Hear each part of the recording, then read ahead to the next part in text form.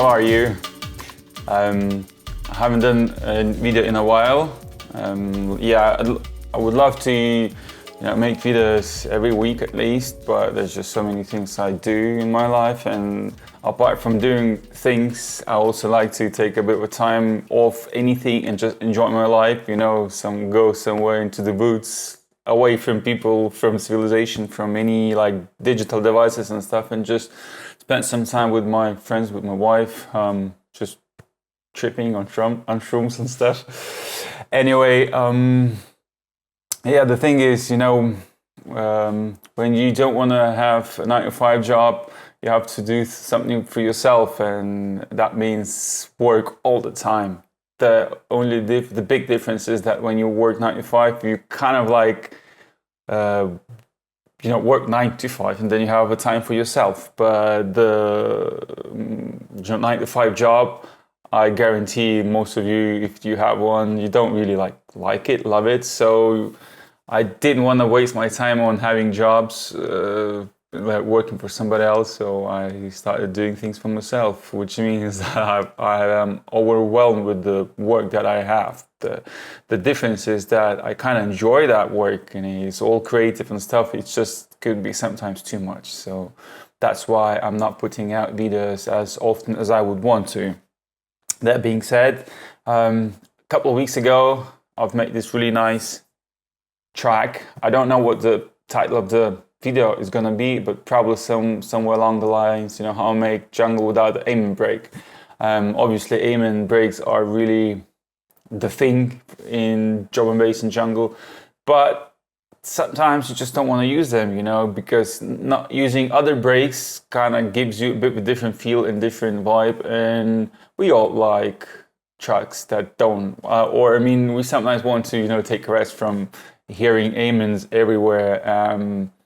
So the track that I'm gonna be showing you today, I've done in Ableton Lite. I recently started using Ableton. Right now I'm still using the Lite version, which is the only proper version that I have. And while it's very limited to 8 channels of stuff, and mostly I'm fine with 8 sounds, but sometimes I do feel like having only structuring your track around 8 channels, it's not enough. You might want to have a bit more sound. So when I start writing the track, I immediately kind of understood that I'm gonna have to be using more sounds. And since Ableton Lite is limited to 8 tracks, so I did the main kind of thing arranged and did in the session that you see right now. And after I did the analog mix down. Mixing analog on an analog disc is just a must for me. I mean, that's just part of what I do, and it's part of my sound. And after I did the mix down, I reopened new session. Let me just show you that. Oh, you see, that's just so many. So I opened that in a new session, and I've added a couple of other things as well. So mostly just some percussive sounds and strings, some melodies. The other thing I've noticed very interesting, I did the mix down, at 166 BPM, but once I imported that into a new session, obviously I didn't want to warp it because it's supposed to match the timing and stuff. The actual track was kind of I don't know how you say, the tempo of the track was a bit of a misaligned. So when I tried to, layer with additional percussive sounds, things were starting to get out of sync. So I had to do a couple of cuts, move things a little bit tiny, to the grid, just so I wouldn't lose the tempo. So I don't know, that's very interesting, because maybe just because I do analog mix downs, going through analog and stuff, maybe there's just some tempo fluctuations that you wouldn't have if you just had total digital mix down, export through exporting. And that being said, this second run of additional stuff, I didn't do analog mix down anymore. I just run it, as I said, just the export mix down, and that's it. So now back to the original one. Yeah, you know that I do have appreciation for the plugin Amigo. This is the plugin that probably everybody knows about. And it sometimes replaces my AKS 1000 because it does sound pretty close. You know, you do get this like sort of old school sound.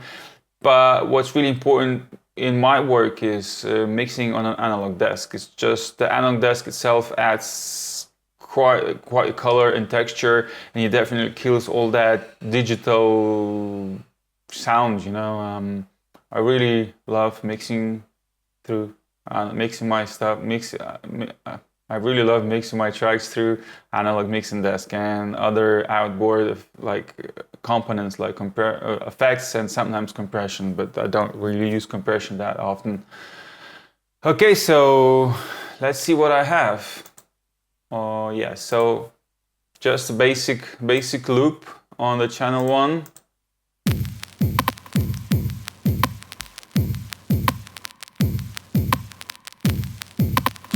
Just to get the groove. Then the channel 2, I have this sort of weird sound as well.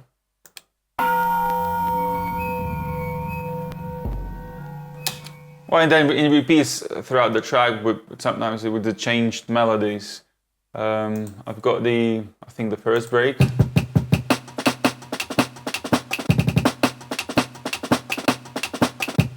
The thing is, like, you don't like jungle music. This break is like a new generation break. These type of breaks were not used in the 90s style of jungle.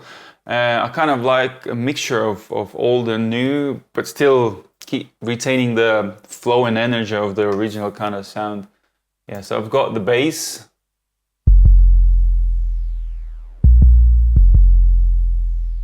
It sounds very gritty. I like that grittiness. I've got something.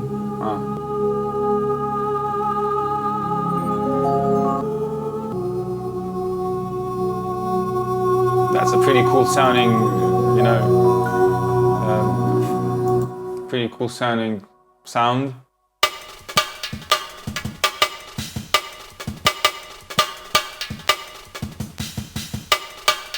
I love this break.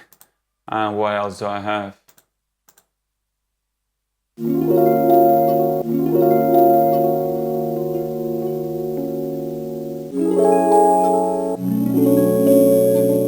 And the last sound is gonna be this one.